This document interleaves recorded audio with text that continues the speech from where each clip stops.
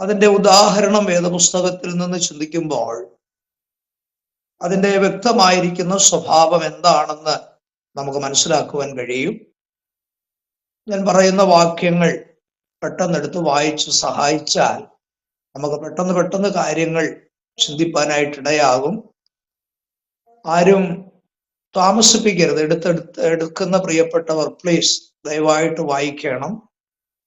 എടുത്താട്ടെ. യോവേൽ പ്രവചനം 2-ാം അധ്യായത്തിന്റെ 28-ാം വാക്യം ആദ്യം ഒരാൾ വായിക്കുമ്പോൾ, പിന്നീട് അപ്പോസ്തല പ്രവർത്തന പുസ്തകം 2-ാം അധ്യായം 17-ഉം 18-ഉം വാക്യങ്ങൾ അതിനോടുള്ള ബന്ധത്തിൽ ഞാൻ പ്രസ്താവിക്കുമ്പോൾ അത് വായിക്കേണ്ടതാണ്.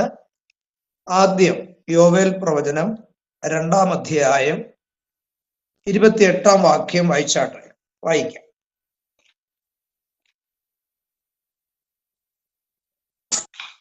അതിന്റെ ശേഷമോ ഞാൻ സകല ജഡത്തിന്മേലും എന്റെ ആത്മാവിനെ പകരും. നിങ്ങളുടെ പുത്രന്മാരും പുത്രിമാരും പ്രവചിക്കും. നിങ്ങളുടെ വൃദ്ധന്മാർ സ്വപ്നങ്ങളെ കാണും. നിങ്ങളുടെ യൗവനക്കാർ ദർശനങ്ങളെ ദർശിക്കും. മതി. Thank you. ഇവിടെ യോവേൽ പ്രവാചകനിലൂടെ അന്ത്യകാലത്ത് സംഭവിക്കേണ്ടതായ വളരെ പ്രധാനപ്പെട്ട ഒരു കാര്യം ഇവിടെ യോവേലിൽ കൂടെ ദൈവം അരുളി ചെയ്യുകയാണ്. അതാണ് നമുക്കിവിടെ വായിക്കുവാനിടയായത്. അന്ത്യകാലത്ത് ഞാൻ സകല ജഡത്തിന്റെ മേലും എൻ്റെ ആത്മാവിനെ പകരും. നിങ്ങളുടെ പുത്രന്മാരും പുത്രിമാരും പ്രവചിക്കും. നിങ്ങളുടെ യൗവനക്കാർ ദർശനങ്ങൾ ദർശിക്കും. നിങ്ങളുടെ വൃദ്ധന്മാർ സ്വപ്നങ്ങൾ കാണും.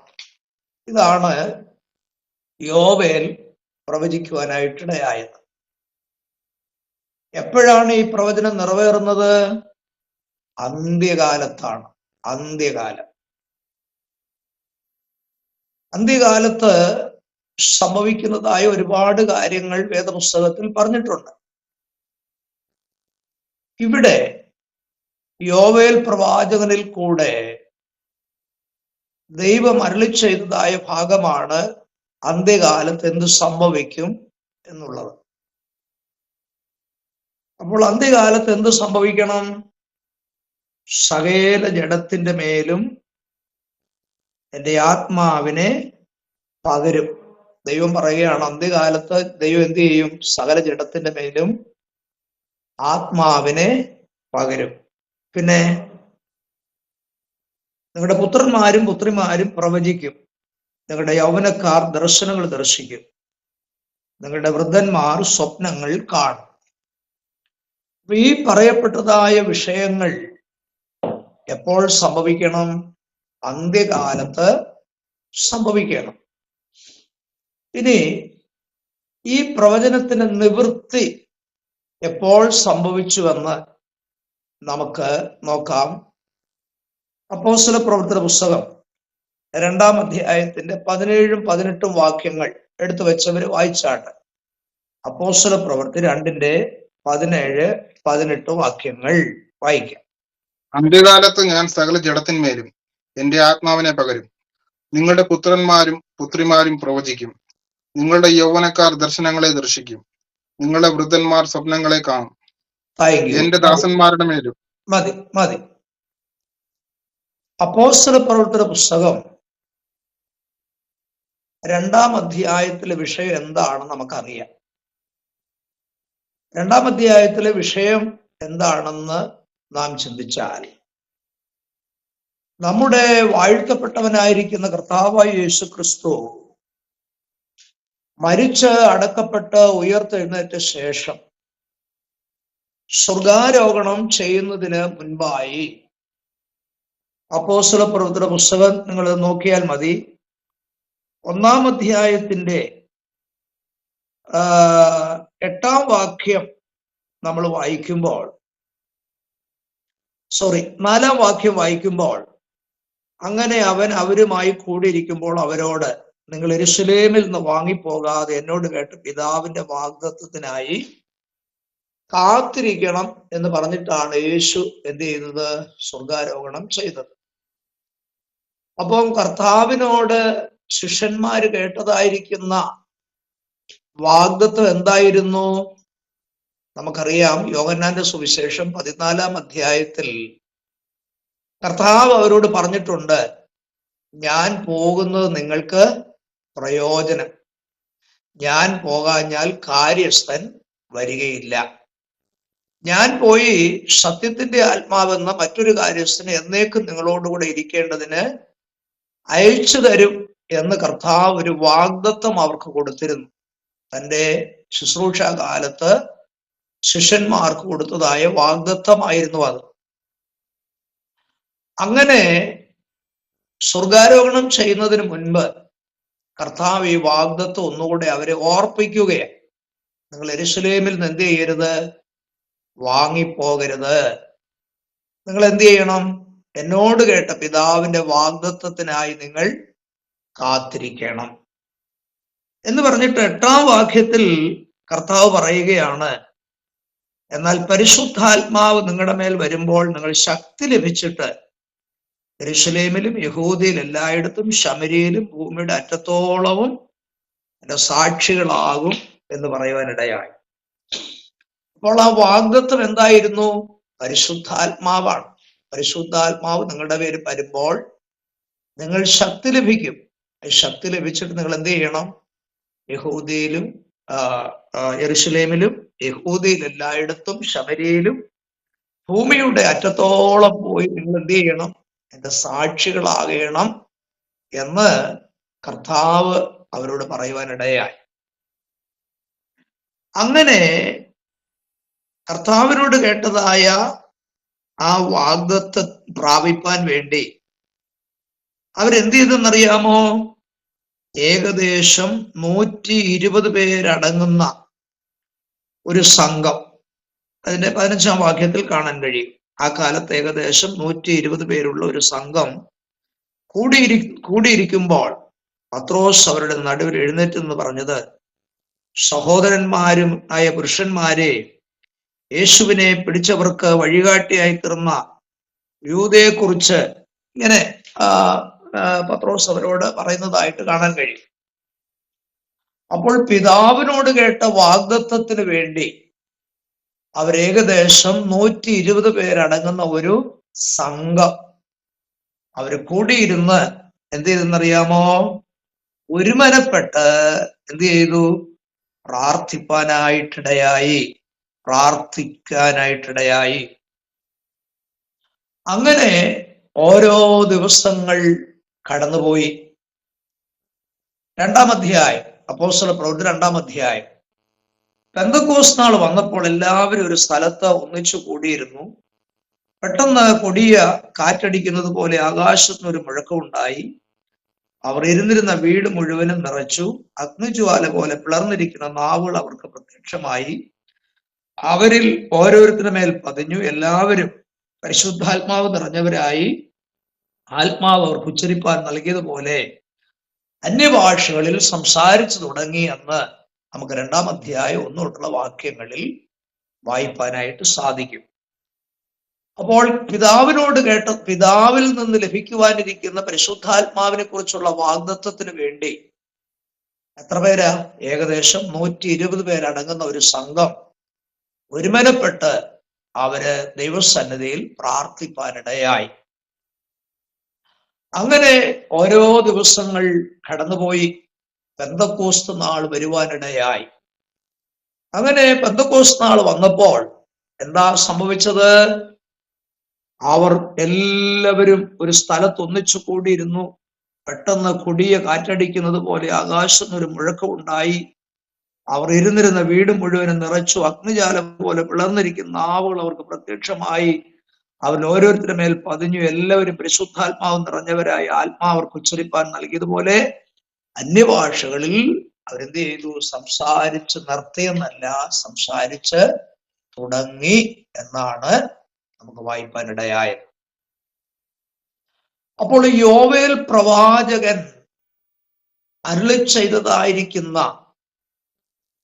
ആ ഒരു പ്രവചനത്തിന്റെ നിവൃത്തിയാണ് ഇവിടെ സംഭവിപ്പാനിടയായത്. അപ്പോൾ പ്രവചനം ഒരിക്കലും നമ്മൾ തുച്ഛീകരിപ്പാൻ പാടില്ല.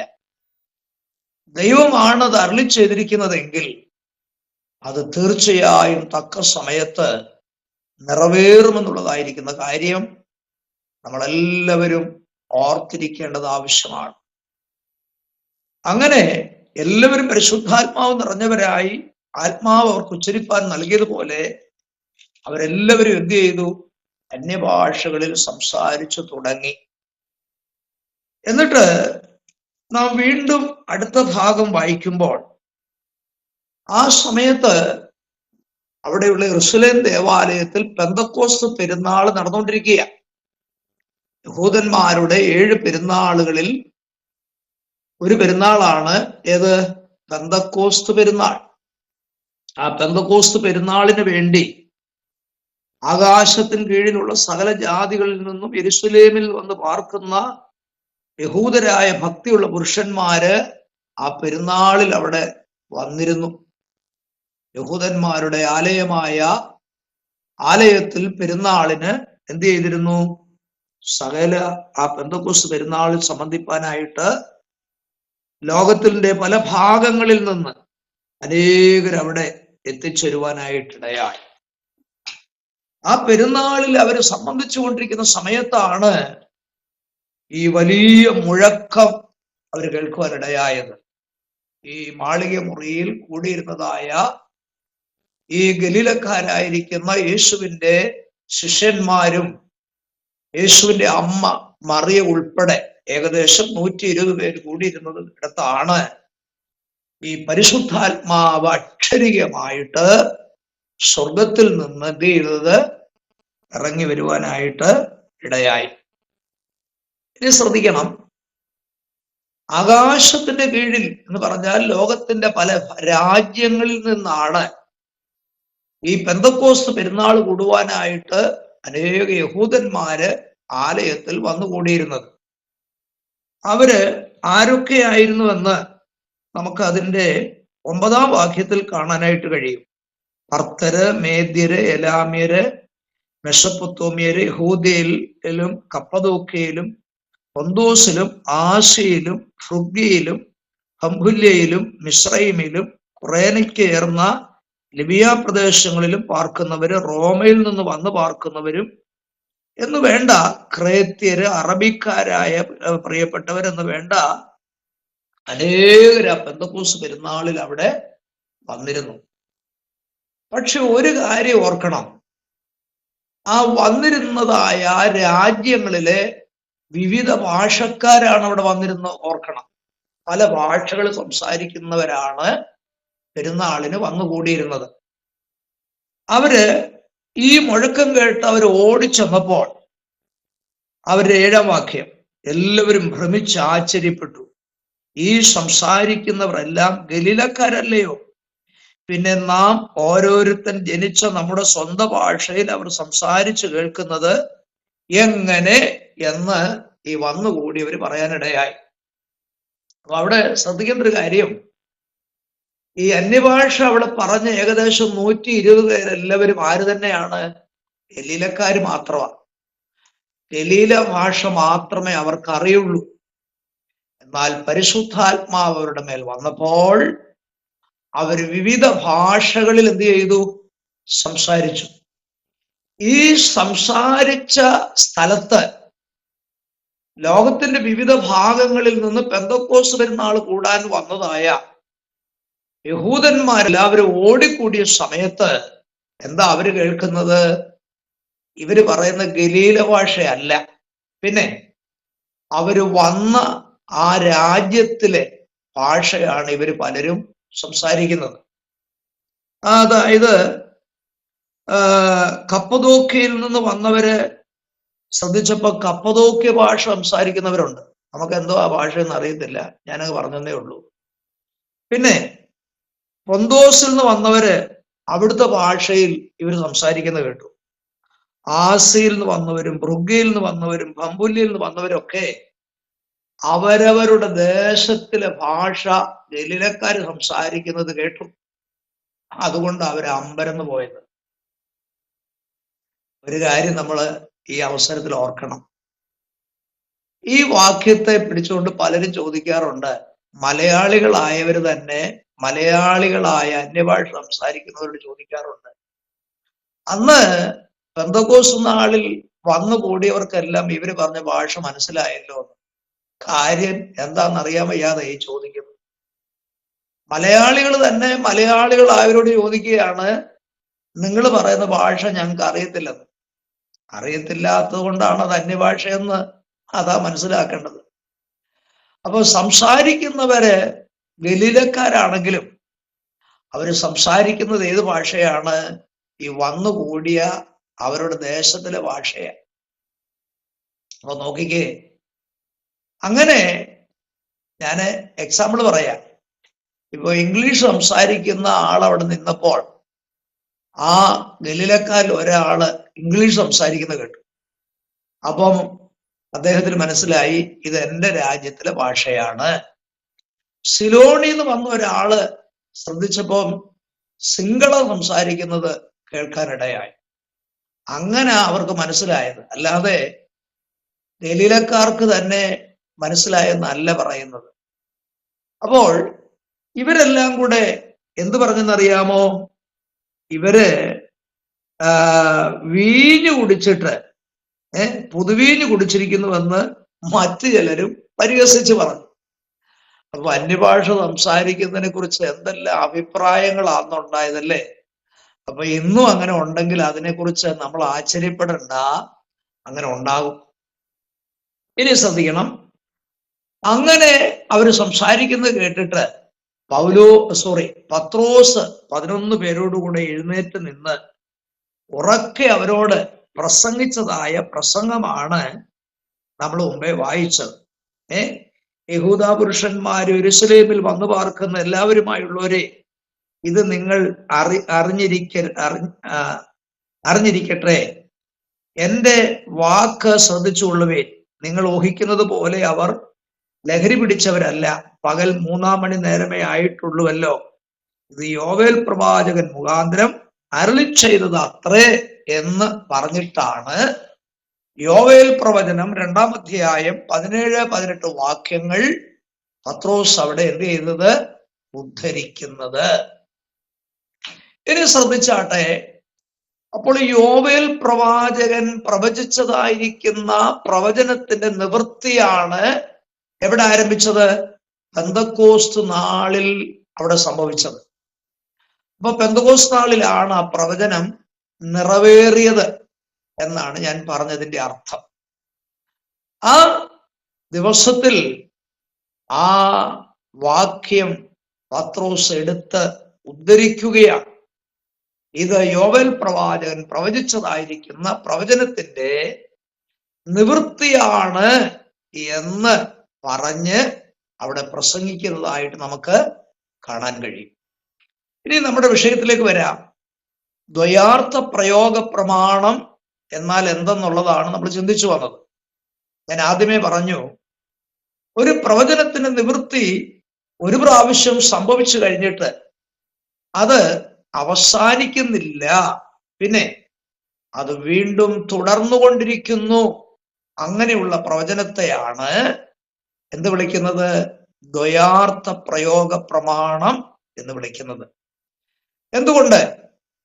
പെന്തക്കോസ്ത് നാളിൽ പരിശുദ്ധാത്മാവ് പെന്തക്കോസ്ത് ദിവസത്തിൽ ഇറങ്ങി വന്നപ്പോൾ അവിടെ കൂടിയിരുന്നവർ എന്ത് ചെയ്തു? പരിശുദ്ധാത്മാവ് നിറഞ്ഞവരായി എല്ലാവരും എന്ത് ചെയ്തു? അന്യഭാഷയിൽ സംസാരിച്ചു. ആ നിവൃത്തി കൊണ്ട് അത് തീർന്നിട്ടില്ല. നോക്കിക്കേ, 2000 വർഷങ്ങൾ പിന്നിട്ടുവെങ്കിലും ആ പ്രവചനത്തിന്റെ നിവൃത്തി ഇന്നും എന്ത് ചെയ്തുകൊണ്ടിരിക്കുകയാണ്? സംഭവിച്ചുകൊണ്ടിരിക്കുകയാണ്. ഇന്നും അനേകർ ആത്മാവിൽ നിറഞ്ഞ് എന്ത് ചെയ്തുകൊണ്ടിരിക്കുന്നു? അന്യഭാഷയിൽ ആരാധിച്ചു കൊണ്ടിരിക്കുകയാണ്. ഇങ്ങനെയുള്ള പ്രവചനങ്ങൾ വേദപുസ്തകത്തിലുണ്ട്. അതിനെ ഉൾപ്പെടുത്തിയാണ് ഇതിനെ എങ്ങനെ വിളിക്കുന്നത്? ദ്വയാർത്ഥ പ്രയോഗ പ്രമാണം എന്ന് വിളിക്കുന്നത്. നിങ്ങൾക്കത് ഏറെക്കുറെ മനസ്സിലായി എന്ന് ഞാൻ കരുതുകയാണ്. അത്രേ പറയാനായിട്ട് സമയമുള്ളൂ. അതുകൊണ്ട് ഇനി അടുത്ത വിഷയത്തിലേക്ക് നീങ്ങുകയാണ്. അങ്ങനെ 2 പ്രമാണങ്ങളുണ്ട്. ഒന്ന് വിദൂര ദർശന പ്രമാണം, മറ്റൊന്ന് ദ്വയാർത്ഥ പ്രയോഗ പ്രമാണം. ഇനി അടുത്ത ഭാഗത്തേക്ക് നാം നീങ്ങാൻ പോവുകയാണ്. ഇനി നമുക്ക് ചിന്തിപ്പാനായിട്ടുള്ളത്, ദാനിയേൽ പ്രവചനത്തിലേക്ക് നാം പ്രവേശിക്കുമ്പോൾ, ദാനിയേൽ പ്രവചനത്തിൽ 12 അധ്യായങ്ങളുണ്ട്. ഓരോ അധ്യായത്തിലെയും വിഷയവിഭജനം എന്താണെന്ന് പറയാൻ പോവുകയാണ്. ദാനിയേൽ പ്രവചനത്തിലെ 12 അധ്യായങ്ങളിൽ പറഞ്ഞിരിക്കുന്ന വിഷയങ്ങൾ, അതാണ് ഹെഡിങ് കൊടുക്കേണ്ടത്.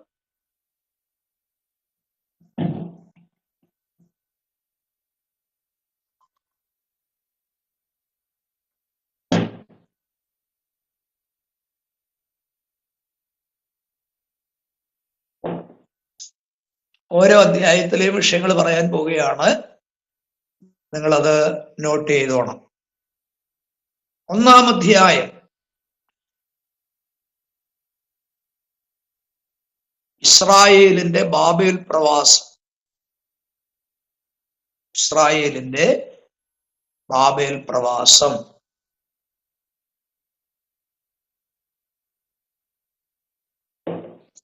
2-ാം അധ്യായം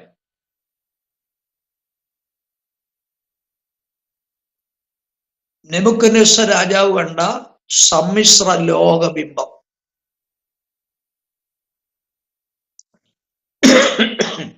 നെബൂഖദ്നേസർ രാജാവ് കണ്ട സമ്മിശ്ര ലോകബിംബം.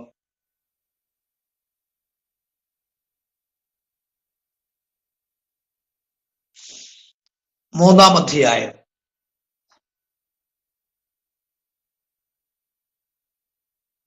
സ്വർണബിംബം.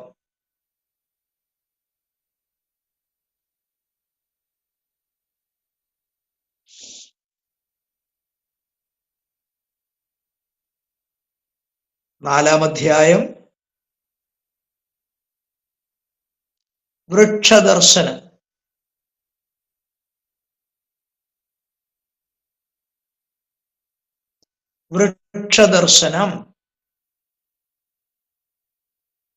5-ാം അധ്യായം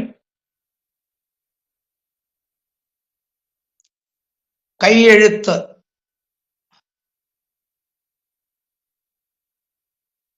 6-ാം അധ്യായം സിംഹഗുഹ.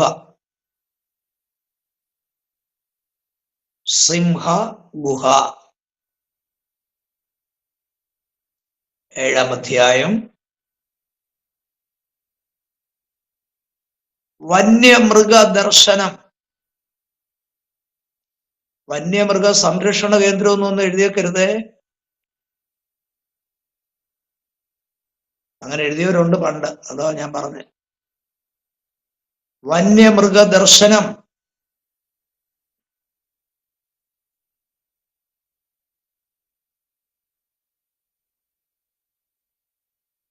8-ാം അധ്യായം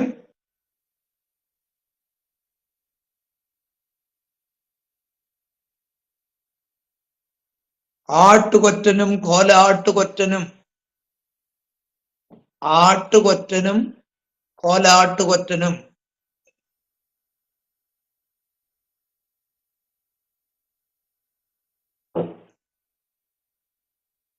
9-ാം അധ്യായം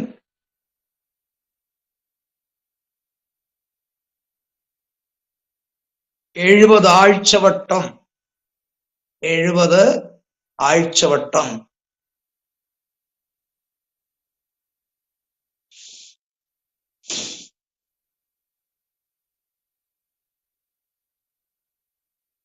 10-ാം അധ്യായം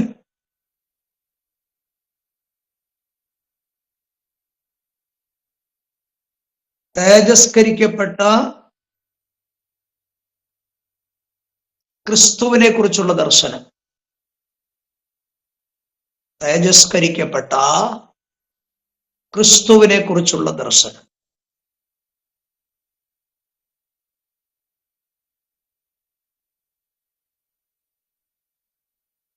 11-ാം അധ്യായം അധർമ്മമൂർത്തിയും അവന്റെ വംശാവലിയും അവന്റെ നാശവും.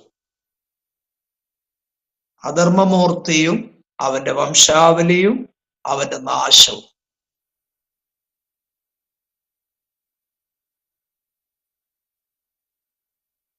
പന്ത്രണ്ടാം അധ്യായം.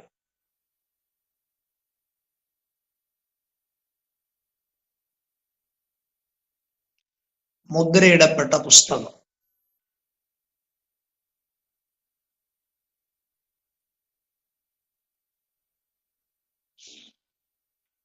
നിങ്ങള് എല്ലാവരും വ്യക്തമായിട്ട് എഴുതിയെന്ന് ഞാൻ കരുതുകയാണ്. അതുകൊണ്ട് ആരെങ്കിലും എഴുതിയത് ഒന്ന് വായിച്ചു കേൾപ്പിക്കണം. അപ്പൊ മറ്റുള്ളവർ അത് ശ്രദ്ധിക്കുകയും വേണം. ഒന്നാം അധ്യായം വായിച്ചാൽ ആരെങ്കിലും. ഒന്നാം അധ്യായം ദാനിയേൽ 1, ഇസ്രായേലിന്റെ ബാബേൽ പ്രവാസം. രണ്ടാം അധ്യായത്തില് നെബൂഖദ്നേസർ രാജാവ് കണ്ട സമ്മിശ്ര ലോകബിംബം. മൂന്നാം അധ്യായം ദാനിയേൽ സ്വർണബിംബം. നാലാം അധ്യായം വൃക്ഷദർശനം. അഞ്ചാം അധ്യായം കയ്യെഴുത്ത്. ആറാം അധ്യായം സിംഹഗുഹ. ഏഴാം അധ്യായം വന്യമൃഗ ദർശനം. എട്ടാം അധ്യായം ആട്ടുകൊറ്റനും കോലാട്ടുകൊറ്റനും. ഒൻപതാം അധ്യായം 70 ആഴ്ചവട്ടം. 10-ാം അധ്യായം തേജസ്കരിക്കപ്പെട്ട ക്രിസ്തുവിനെ കുറിച്ചുള്ള ദർശനം. 11-ാം അധ്യായം അധർമ്മമൂർത്തിയും അവന്റെ വംശാവലിയും അവന്റെ നാശവും. 12-ാം അധ്യായം മുദ്രയിടപ്പെട്ട പുസ്തകം. നന്നായിട്ട് എഴുതിയിട്ടുണ്ട്. എല്ലാവരും അങ്ങനെ എഴുതിയെന്ന് ഞാൻ വിശ്വസിക്കുന്നു. അടുത്ത ഭാഗത്തേക്ക് നമുക്ക് പ്രവേശിക്കാം. നമുക്ക് ദാനിയേൽ പ്രവചനം, ദാനിയേൽ എന്നതായ പ്രവാചകനാൽ എഴുതപ്പെട്ടതായ പുസ്തകമായതുകൊണ്ട് ദാനിയേലിനെ സംബന്ധിക്കുന്ന ഒരു ലഘു വിവരണം ആവശ്യമാണ്. ദാനിയേലിനെ സംബന്ധിച്ചുള്ള ലഘു വിവരണം.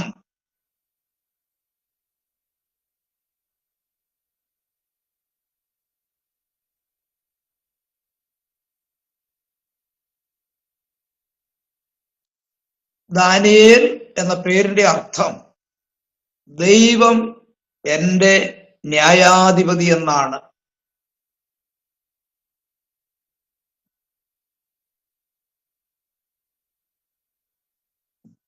ദാനിയേൽ എന്നുള്ള പേരിന്റെ അർത്ഥം ദൈവം എന്റെ ന്യായാധിപതി എന്നാണ്. ഇനി നിങ്ങള് നോട്ട് ചെയ്തോണം, ദാനിയേല് ഒരു പ്രവാചകൻ മാത്രമായിരുന്നില്ല, താൻ ഒരു രാജ്യതന്ത്രജ്ഞൻ കൂടെയായിരുന്നു.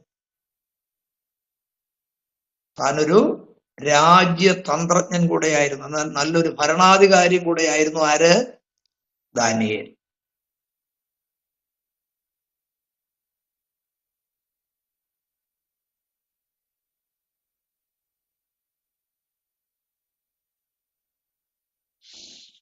BC 625 യഹൂദയിലെ യെരുശലേമിൽ ഒരു യഹൂദ വംശത്തിലാണ് താൻ ജനിച്ചത്. BC 625 യഹൂദയിലെ യെരുശലേമിൽ യഹൂദ വംശത്തിലാണ് താൻ ജനിച്ചത്.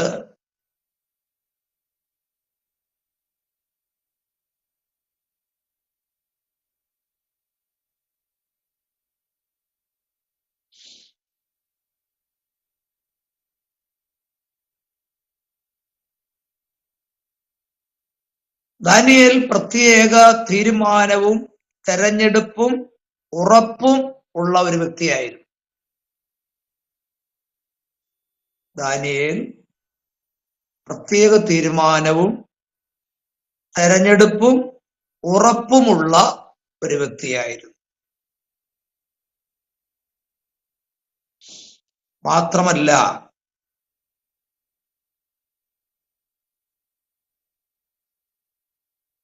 രഹസ്യമായി ദൈവത്തോട് പ്രാർത്ഥിക്കുന്ന ഒരു വ്യക്തിയും കൂടെയായിരുന്നു.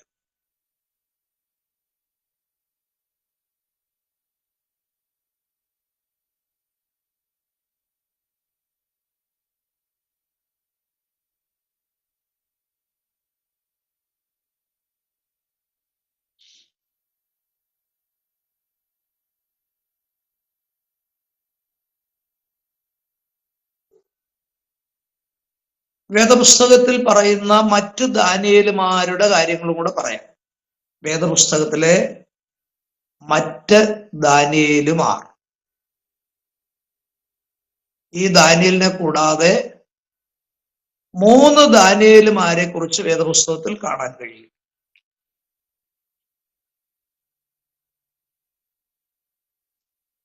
ഒന്നാമത്തെ 1 ദിനവൃത്താന്ത പുസ്തകം 3:1 അവിടെ ഒരു ദാനിയേലിനെ കാണാൻ കഴിയും. 1 ദിനവൃത്താന്ത പുസ്തകം 3-ാം അധ്യായം 1-ാം വാക്യം.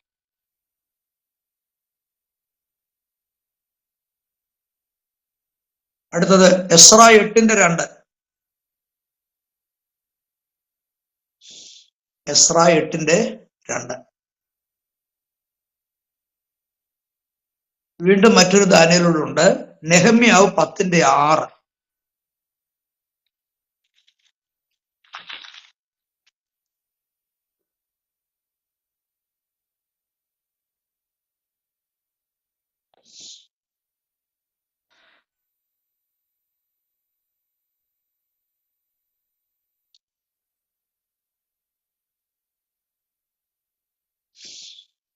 നമ്മള് ദാനിയേൽ പ്രവചനത്തിലേക്ക് പ്രവേശിക്കുന്നതിന് മുൻപ്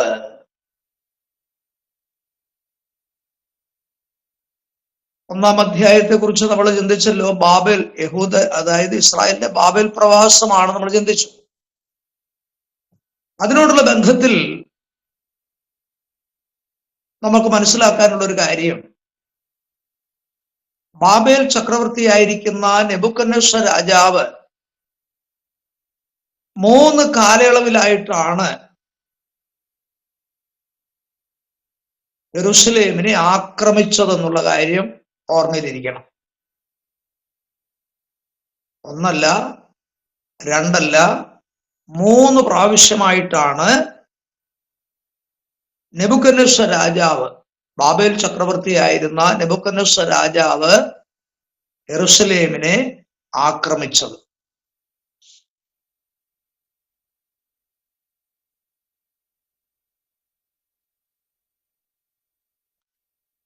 ഒന്നാമത്തെ ആക്രമണം നെബൂഖദ്നേസർ രാജാവിന്റെ യെരൂശലേമിനെ ആക്രമിച്ച ഒന്നാമത്തെ ആക്രമണം നെബൂഖദ്നേസർ രാജാവിന്റെ വാഴ്ചയുടെ 1-ാം ആണ്ടിൽ, നെബൂഖദ്നേസർ രാജാവിന്റെ വാഴ്ചയുടെ 1-ാം ആണ്ടിൽ BC 606, BC 606 ബാബേൽ ചക്രവർത്തിയായിരുന്ന നെബൂഖദ്നേസർ രാജാവിന്റെ വാഴ്ചയുടെ 1-ാം ആണ്ടിലാണ് ആദ്യം താൻ എന്ത് ചെയ്തത്? യെരൂശലേമിനെ ആക്രമിച്ചത്. അതിന്റെ കാലഘട്ടം BC 606. ആ സമയത്ത് എന്താ ചെയ്തത്? ദേവാലയത്തിലെ പാത്രങ്ങളെയും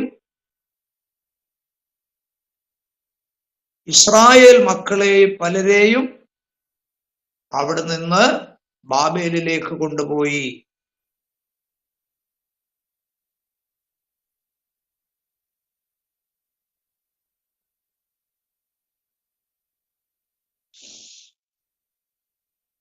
ചരിത്രഭാഗമായതുകൊണ്ട് നമ്മളത് ഗ്രഹിച്ചിരിക്കേണ്ടത് ആവശ്യമാണ്. 2-ാമത്തെ ആക്രമണം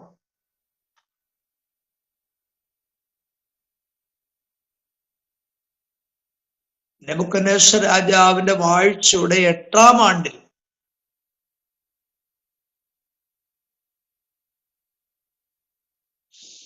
നെബൂഖദ്നേസർ രാജാവിന്റെ വാഴ്ചയുടെ 8-ാം ആണ്ടിൽ BC 598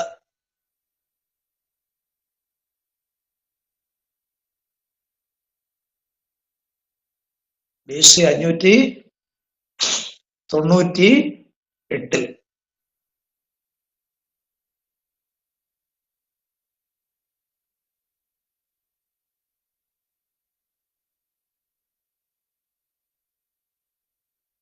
അപ്പോൾ എന്തൊക്കെ ചെയ്തെന്നറിയാമോ?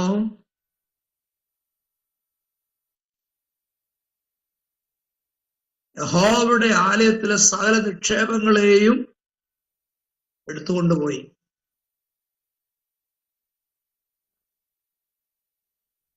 കൂടാതെ പ്രഭുക്കന്മാരെയും ആശാരിമാരെയും കൊല്ലന്മാരെയും പിടിച്ചുകൊണ്ടുപോയി. എവിടെ നിന്ന്? യെരൂശലേമിൽ നിന്ന്.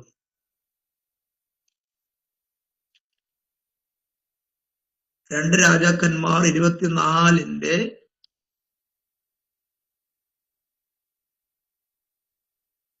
1 മുതൽ 12 വരെ.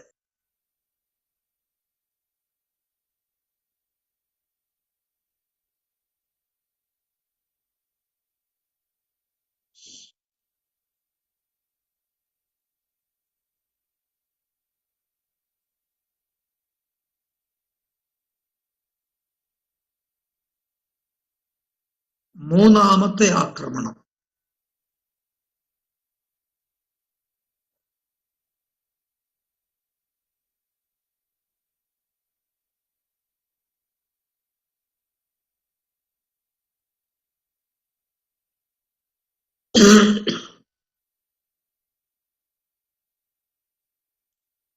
നെബൂഖദ്നേസർ രാജാവിന്റെ വാഴ്ചയുടെ 19-ാം ആണ്ടിൽ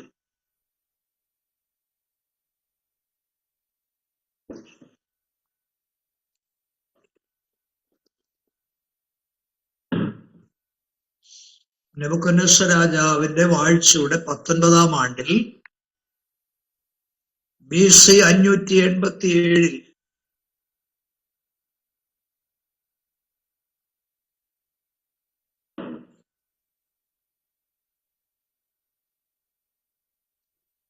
യെരൂശലേം പട്ടണത്തെ പൂർണ്ണമായി നശിപ്പിച്ചു.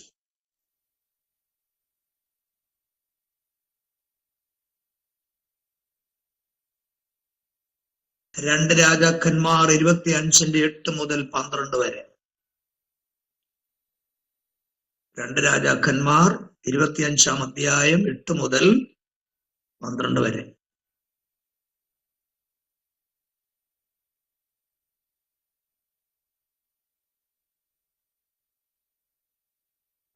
അടുത്തൊരു ഹെഡിങ്.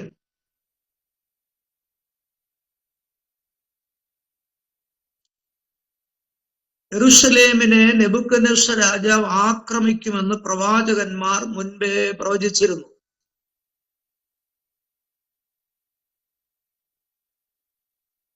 നെബൂഖദ്നേസർ രാജാവ് യെരൂശലേമിനെ ആക്രമിക്കുമെന്ന് പ്രവാചകന്മാർ മുന്നമേ പ്രവചിച്ചിരുന്നു.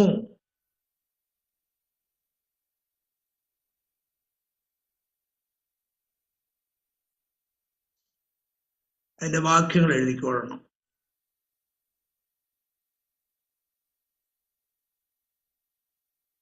മീക 4:10,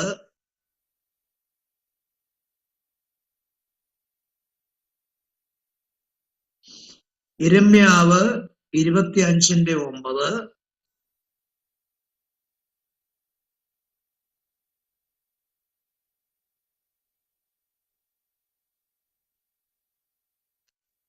യെശയ്യാവ് 39:6-7,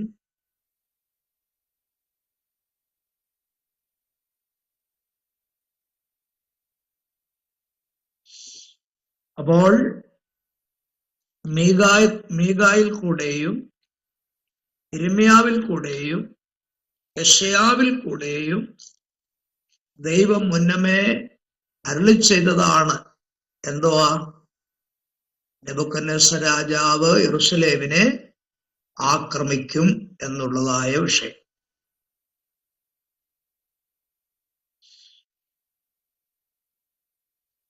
വാസ്തവത്തിൽ ഇസ്രായേലിന് ഉണ്ടായ ഒരു ന്യായവിധി തന്നെയായത് കേട്ടോ. നെബൂഖദ്നേസർ രാജാവ് യെരൂശലേമിനെ വന്ന് ആക്രമിച്ചത് വാസ്തവത്തിൽ ഇസ്രായേലിന് ദൈവം കൊടുത്തൊരു ന്യായവിധിയാണ്. ന്യായവിധി എന്ന് പറഞ്ഞാൽ ഒരു പണിഷ്മെന്റാ. അതിന്റെ കാരണം എന്താണെന്നറിയണമല്ലോ അല്ലേ? എന്തുകൊണ്ടാണ് നെബൂഖദ്നേസർ രാജാവിനെ ദൈവം അയച്ച് യെരൂശലേമിനെ ആക്രമിക്കുവാൻ കാരണം എന്താന്ന് നമുക്കറിയണമല്ലോ. ദൈവം അങ്ങനെ വെറുതെ ചെയ്യുന്ന ദൈവമല്ല. ചുമ്മാതിരിക്കുന്ന ഒരാളെ ചെന്ന് അടിക്കുവോ ദൈവം? ഇല്ല. നീ എന്തോ ഇങ്ങനെ അനങ്ങാതിരിക്കുന്ന മോനെ ചോദിച്ചാൽ അങ്ങനെ ദൈവം തല്ലുന്ന ദൈവമൊന്നുമല്ല. വെറുതെ തല്ലത്തില്ല. നമുക്കറിയാം, സ്നേഹം കൂടുമ്പം ചിലർ തല്ലുന്ന കണ്ടിട്ടുണ്ട്. എന്തോ വിശേഷമെന്ന് ചോദിച്ചിട്ട് നല്ല അടി കൊടുക്കുന്ന ഞാൻ കണ്ടിട്ടുണ്ട്. അങ്ങനെ ദൈവം ചെയ്യത്തില്ല കേട്ടോ. അതിന്റെ കാരണങ്ങൾ വളരെ കഠിനമായ കാരണങ്ങളാണ് കേട്ടോ. കാരണങ്ങൾ പറയാൻ പോവാ. ന്യായവിധിയുടെ കാരണങ്ങൾ, അല്ലെങ്കിൽ നെബൂഖദ്നേസർ രാജാവ് യെരൂശലേമിനെ ആക്രമിച്ചതിന്റെ കാരണങ്ങൾ.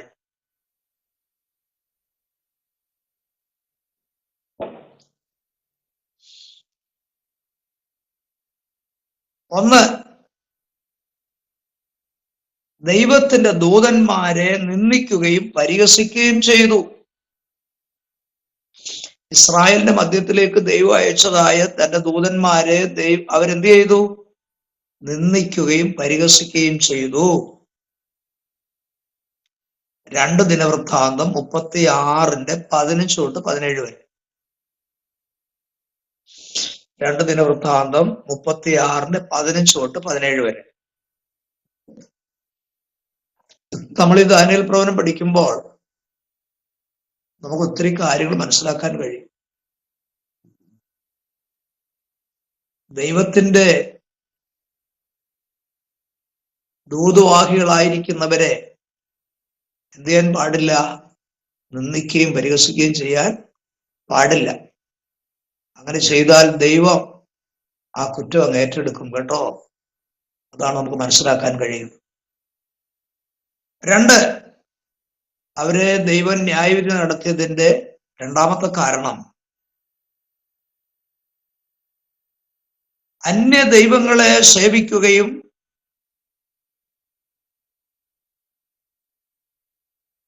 അന്യ ദൈവങ്ങൾക്ക് ധൂപം കാട്ടുകയും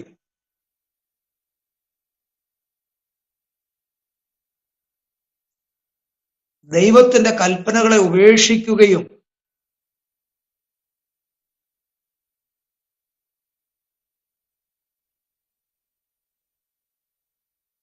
വിഗ്രഹങ്ങളെ ഉണ്ടാക്കി നമസ്കരിക്കുകയും ചെയ്തു.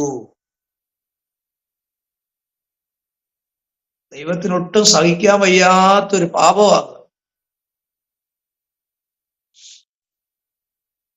മിസ്രയീമിൽ നിന്ന് തന്റെ ജനത്തെ ദൈവം ഫറവോന്റെ കയ്യിൽ നിന്ന് വിടുവിച്ച് ചെങ്കടൽ കടത്തി 40 വർഷം മരുഭൂമിയിൽ കൂടെ നടത്തി യോർദാനെ തരണം ചെയ്ത് എരിഹോ കോട്ടയെ ഇടിച്ചു കളഞ്ഞ് അനേക ശത്രു രാജാക്കന്മാരെ നിഗ്രഹിച്ച് ദൈവം അവരെ കൊണ്ടുവന്നതാ. എവിടെ?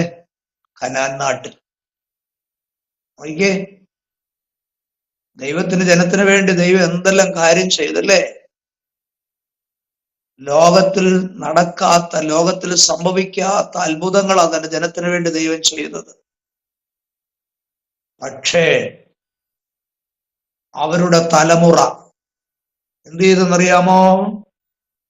അന്യ ദൈവങ്ങളെ സേവിച്ചു, അന്യ ദൈവങ്ങൾക്ക് വേണ്ടി ധൂപം കാട്ടി. മാത്രമല്ല, ദൈവത്തിന്റെ കൽപ്പനകൾ അവർ ഉപേക്ഷിച്ചു, വിഗ്രഹങ്ങളെ ഉണ്ടാക്കി അവയെ നമസ്കരിച്ചു. ദൈവത്തിന് സഹിക്കാൻ വയ്യാത്ത പാപമാണ്. 16-ാം സങ്കീർത്തനത്തിൽ നമ്മൾ വായിക്കുന്ന എന്തുവാ? അന്യദേവനെ കൈക്കൊള്ളുന്നവരുടെ വേദനകൾ വർദ്ധിക്കും. അതേത് കാലഘട്ടത്തിലും ദൈവത്തിന് സഹിക്കാൻ വയ്യാത്തൊരു കാര്യമാണ്. ഈ സത്യദൈവത്തെ സേവിപ്പാൻ ഇറങ്ങി,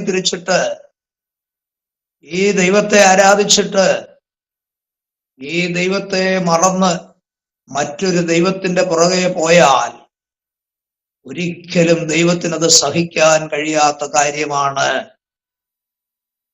2 രാജാക്കന്മാരുടെ പുസ്തകം 17-ാം അധ്യായം 7-ാം വാക്യവും 11-ാം വാക്യവും 16-ാം വാക്യവും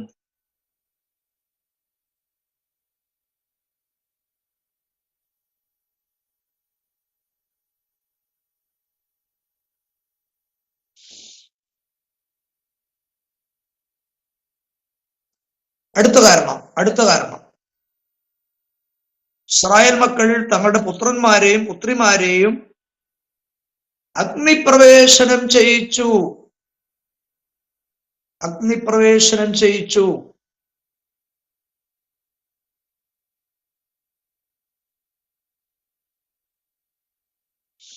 എന്താ അഗ്നിപ്രവേശനം എന്ന് പറയുന്നത്?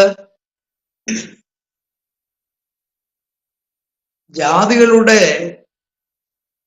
ലോഹം കൊണ്ടുണ്ടാക്കിയ വിഗ്രഹങ്ങൾ ഇങ്ങനെ കൈനീട്ടിപ്പിടിച്ചിട്ടുണ്ട്. ഇങ്ങനെ കൈനീട്ടിപ്പിടിച്ചിരിക്കുന്ന വിഗ്രഹങ്ങളുണ്ട്. ആ വിഗ്രഹങ്ങൾ ചൂടാക്കി, ആ വിഗ്രഹം ലോഹമായതുകൊണ്ട് ചൂട് മുഖാന്തരം അത് പഴുക്കും. അങ്ങനെ പഴുക്കുന്ന സമയത്ത് ഈ ദൈവത്തിന്റെ പ്രീതി സമ്പാദിക്കാൻ വേണ്ടി എന്ത് ചെയ്യുന്നറിയാമോ? ആ വിഗ്രഹത്തെ സേവിക്കുന്നവർ തങ്ങളുടെ കുഞ്ഞു മക്കളെ ഈ വിഗ്രഹം പഴുത്തു നിൽക്കുന്ന സമയത്ത് കയ്യിലോട്ട് വെച്ചു കൊടുക്കും. അങ്ങനെ ആ കുഞ്ഞുങ്ങൾ വെന്തും മരിക്കുവാനിടയാവും. അപ്പൊ ദൈവം പ്രസാദിച്ചെന്നാണ് അവർ വിശ്വസിക്കുന്നത്. ആ പ്രവൃത്തി ആര് ചെയ്തു? ഇസ്രായേൽ മക്കൾ ചെയ്യുവാനിടയായി. നോക്കണേ, ദൈവം ദാനമായി കൊടുത്ത കുഞ്ഞുങ്ങളെ അന്യവിഗ്രഹങ്ങളുടെ മുൻപിൽ അവർ അഗ്നിപ്രവേശനം ചെയ്തെന്ന് പറഞ്ഞാൽ ദൈവത്തിനൊരിക്കലും അത് സഹിക്കാൻ വയ്യാത്ത കാര്യങ്ങളാണ്. ദൈവനാമത്തിന് വേണ്ടി വളർത്തിയെടുക്കുവാൻ ദൈവം തന്ന കുഞ്ഞുങ്ങളെ പിശാചിന്റെ മുമ്പിൽ എറിഞ്ഞു കൊടുത്താൽ ദൈവം ഒരിക്കലും അത് സഹിക്കുന്ന കാര്യമല്ല എന്ന് മനസ്സിലാക്കണം. 2 രാജാക്കന്മാർ 17-17.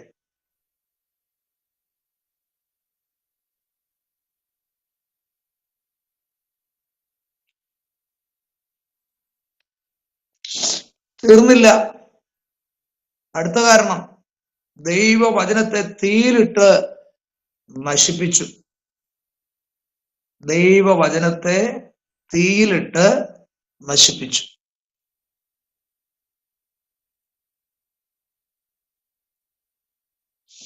യിരെമ്യാവ് 36-23.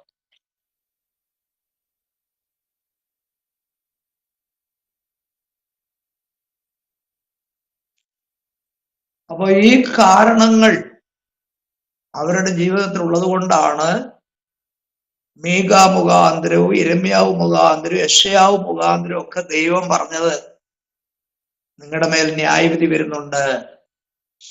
ബാബേൽ രാജാവ് നിങ്ങളെ വന്ന് പ്രവാസികളാക്കി കൊണ്ടുപോകും, നിങ്ങളുടെ ആലയം നശിപ്പിച്ചു കളയും, നിങ്ങളെ അടിമകളായി പിടിച്ചുകൊണ്ട് ബാബേലിലേക്ക് പോകും എന്ന് ദൈവം മുന്നറിയിപ്പ് കൊടുത്തു. മുന്നറിയിപ്പ് കൂടാതെ ദൈവം ശിക്ഷിക്കത്തില്ല കേട്ടോ. ഏത് കാലഘട്ടത്തെയും ദൈവത്തിന്റെ സ്വഭാവം അതാ. മുന്നറിയിപ്പ് കൂടാതെ ദൈവം ഒരു വ്യക്തിയായാലും ഒരു കുടുംബത്തെ ആയാലും ഒരു ദേശത്തെ ആയാലും രാജ്യത്തെ ആയാലും ദൈവം നശിപ്പിക്കത്തില്ല. പിന്നെ ദൈവം മുന്നറിയിച്ചിട്ട് മാത്രമേ ദൈവം ന്യായവിധി നടത്തുകയുള്ളൂ.